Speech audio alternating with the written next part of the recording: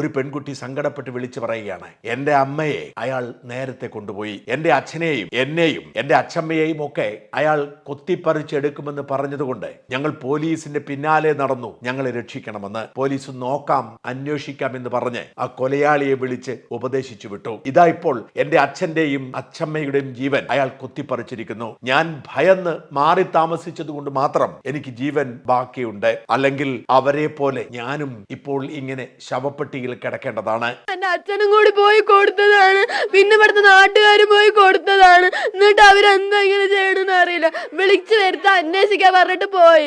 എനിക്കാണെങ്കിൽ ഇവിടെ വരെ പേടിയായി പറഞ്ഞിട്ടാണ് ഞാൻ അവിടെ തന്നെ ഇരുന്നത്.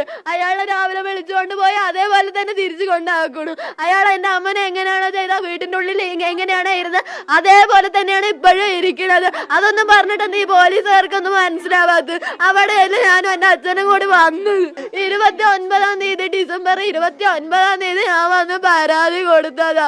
ഭീഷണിപ്പെടുത്തണേ എനിക്ക് പേടിയായി പറഞ്ഞതുകൊണ്ട് മാത്രം ഞാൻ വരാതെ ഇരുന്നത്. ഞാനും വന്നതാണെങ്കിൽ ഇപ്പൊ ഇതന്നെയല്ലേ എന്റെ അവസ്ഥ.